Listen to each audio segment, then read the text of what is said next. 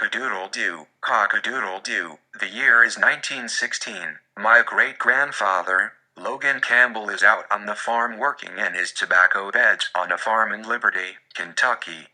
While my other great-grandfather, Jesse Aaron Hatter, is only 9 years old. However, he's wide awake at the crack of dawn, lopping the hogs and gathering the chicken eggs. This was early farm life at the turn of the century. Both my great-grandfather's families are working hard doing back-breaking work in order to feed their families and survive. Shush, shush. The year is still 1916, and my other great-grandfather, Homer Russell Depp, is a 2-year-old baby, lying on a crib of feather beds, wrapped in a homemade quilt while his mother is quietly putting him back to sleep. Mother Depp is working hard to feed, bathe, and raise Homer and his 12 siblings on their family farm in Punxsutawney, Pennsylvania. My other paternal great-grandfather, Edward Price, was 24 years old, and had a job with the railroads.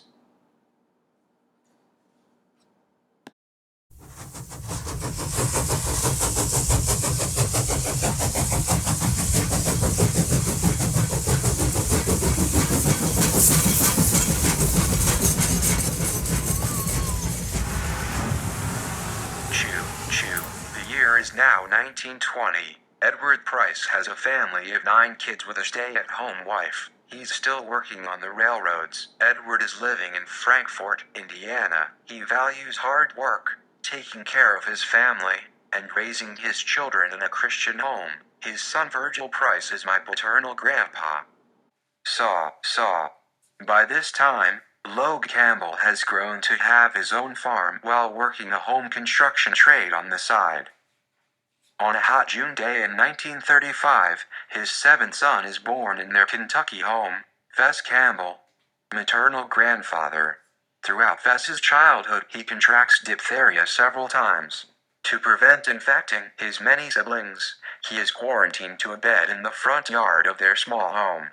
However, Fess grows up to leave home for the first time to serve as a paratrooper in the U.S. Army. While training, he jumps out of the first airplane in which he rides.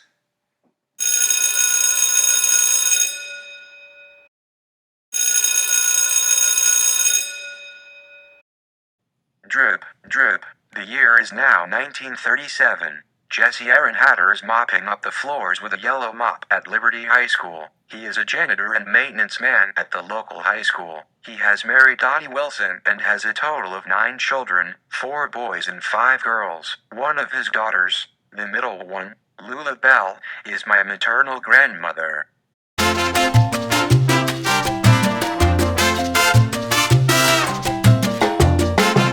Hooray, hooray. The year is now 1938, and Homer Depp has left the farm and is marrying the love of his life. He watches his bride walk down the aisle holding a beautiful bouquet of pink paper flowers and wearing a long white lace gown. Shortly after, he begins a family with 3 daughters, and establishes his own chiropractor office in Indianapolis, Indiana. One of his daughters is my paternal grandma, Nancy Depp.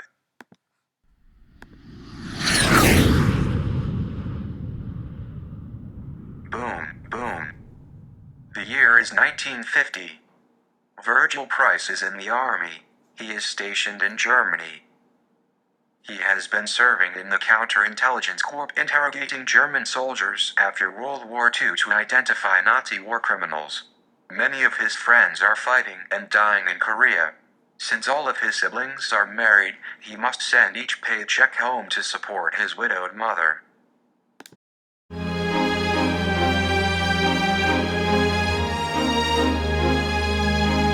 Giggle, giggle. The year is 1955. Virgil Price and Nancy Depp lock eyes at the local church's youth group in Indianapolis, Indiana. This leads to the year 1956. Virgil travels all the way to Canada, where Nancy's family had recently moved, to tell Nancy how much he is in love with her. They begin to plan an enduring life together. However, this life as a married couple cannot begin quite yet. Virgil has to continue make large sacrifices to support his mother. Virgil obtains a job as a supervisor at a factory called Link Belt in Indianapolis. He now spends several years working and giving money to his mother. He is not able to give up family responsibilities and marry Nancy until he is 29 years old.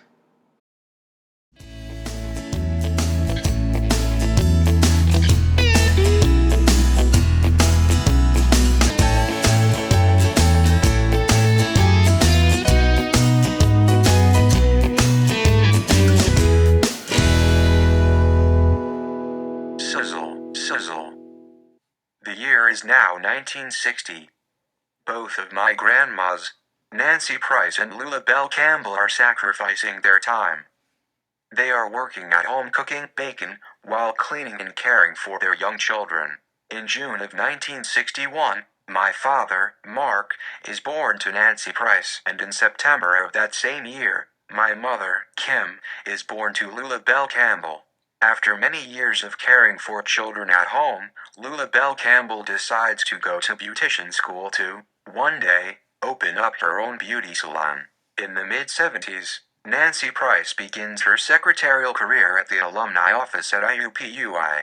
She later finishes a 5-year career as an administrative assistant at the Indianapolis Post Office. Both ladies worked in order to supplement the family income and send their children to college.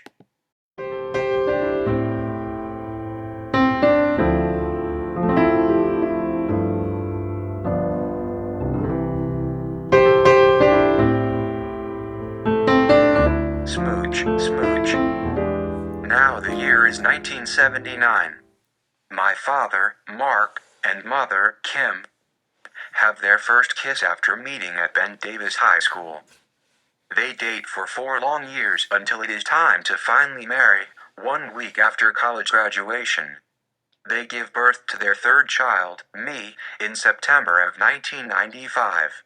Having both been raised in Indianapolis suburbs, their lives were significantly easier than their ancestors. Due to the struggles of their ancestors, my parents have come to value military service.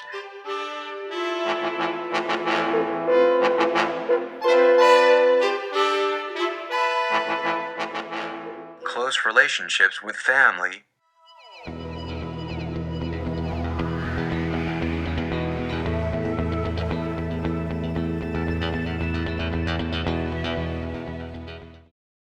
Advanced education, and adhering to Christian values. My parents have observed what their parents and grandparents have gone through. They have encouraged me to step up and participate in student council in elementary school. Go out of my comfort zone to help the unfortunate in mission trips in my preteen and teen years, and appreciate what I have and the opportunity to be educated all throughout my life. The millennials in my family are currently 2 nurses, a journalist, a teacher, an auto mechanic, a dietitian, a retail manager, a marketing representative, a civil engineer, and a physician assistant.